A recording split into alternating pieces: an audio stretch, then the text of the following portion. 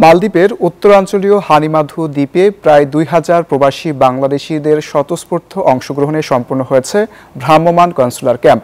রাজধানী মালেতে প্রবেশাধিকার ছাড়াই পাসপোর্ট নবায়ন সহ বিভিন্ন কল্যাণমূলক সেবা গ্রহণ করতে পেরে আনন্দিত প্রবাসীরা।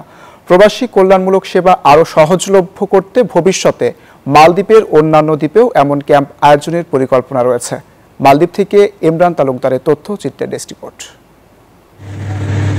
মালদ্বীপের রাজধানী মালে থেকে প্রায় ৩০০ কিলোমিটার দূরের দ্বীপ হানিমাধুতে প্রবাসী বাংলাদেশিদের দোরগোড়ায় সেবা পৌঁছে দিতে উদ্যোগ নিয়েছে বাংলাদেশ হাইকমিশন। ২ দিনব্যাপী এই সেবা কার্যক্রমে অংশ নেয় হাইকমিশনের ৫ সদস্যের প্রতিনিধি দল। বাংলাদেশ হাইকমিশনের কর্মকর্তারা জানান, দূরবর্তী দ্বীপাঞ্চলে কর্মরত প্রবাসীদের সুবিধার কথা বিবেচনা করেই এই ভ্রাম্যমাণ সেবা চালু করা হয়েছে। আমাদের যারা প্রবাসী বাংলাদেশি বৃন্দ এখানে রয়েছেন তাদের জন্য আমাদের যে কনসুলার সেবা এবং কল্যাণ সেবা সেটিও আমরা এখানে চালু করেছি। এখানকার কাউন্সিলের সহযোগিতায় কাউন্সিলের যে সোশ্যাল সেন্টার রয়েছে সেটিতে আমরা দিনব্যাপী এখানে আমাদের কার্যক্রম চলেছে। সেখানে আমাদের প্রবাসী ভাইয়েরা তাদের ই পাসপোর্ট এবং ওয়েজার্নার্স কল্যাণ বোর্ডের যে সেবাটি রয়েছে মেম্বারশিপ কার্ড সেটি তারা নিবন্ধন করেছেন। প্রবাসীরা জানান, এই উদ্যোগে সময় ও ব্যয়ের সাশ্রয়ের পাশাপাশি প্রশাসনিক জটিলতা কমে এসেছে উল্লেখযোগ্যভাবে।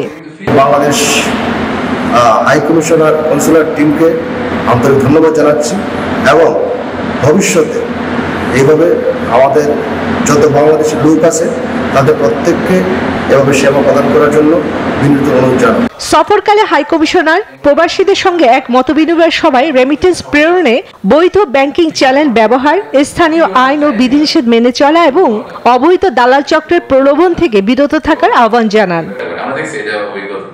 Desk report, news 24।